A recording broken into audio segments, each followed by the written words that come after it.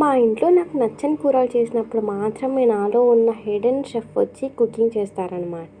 అది ఆ రోజు కూడా నాకు నచ్చని కూర చేసినారు. ఇంకా రెసిపీ ఇలా స్టార్ట్ చేసినాననమాట.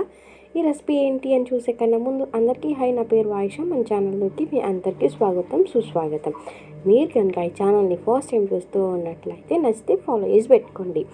ఇక రెసిపీ ప్రాసెస్లోకి వెళ్ళిపోతే ముందుగా స్టవ్ ఆన్ చేసుకొని ఒక బాండీలు పెట్టేసుకొని దాంట్లోకి కొంచెం మీడియంగా ఆయిల్ వేసేసుకోవాలి. అది హీట్ అయిన తర్వాత కరివేపాకు, హోల్ పోపు దినుసులు, అలాగే ఎండుమిర్చి, కరివేపాకు, ఇంకా ఉంటే పచ్చిమిర్చి అది కూడా యాడ్ చేసేసుకోవాలి. మన దగ్గర అప్పుడు ఫ్రిడ్జ్లో ఏం సరిగ్గా లేకుండా ఉన్న వాటితో ఇలా చేశాను. ఇంకా దీంట్లో సరిపడినట్టుగా కొంచెం అల్లం వెల్లుల్లి పేస్ట్, ఇంకా మినిమం స్పైసెస్ అన్నీ యాడ్ చేసేసుకొని ఇది మంచిగా ఫ్రై చేసేసుకోవాలి. ఇది ఫ్రై అయిన తర్వాత దీంట్లోకి నేను ఒక హాఫ్ ప్యాకెట్ పెరుగు వేసేసుకున్నాను. పెరుగు వేసుకొని మరీ మార్చేసుకోకుండా లైట్గా మీడియం లోలో పెట్టేసుకొని, అంటే పొయ్యిని నేను సరిగ్గా మాట్లాడుతున్నానో లేదో ఈ వీడియోలో కొంచెం నత్తి వస్తుంది, ఏమనుకోకండి, కొంచెం అర్థం చేసుకోండి.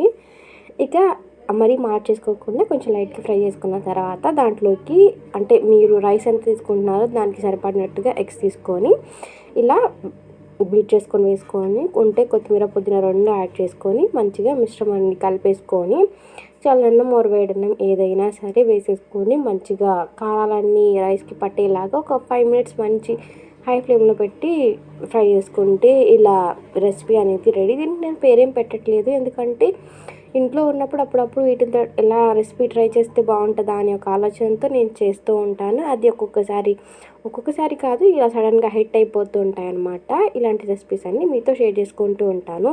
1 పాట్ రెసిపీగా అండ్ తొందరగా అయిపోతుంది కదా, అందుకనేసి ఇంకా నేను తినడానికి వెళ్ళిపోతున్నాను. మీకు రెసిపీ నచ్చితే ట్రై చేయండి.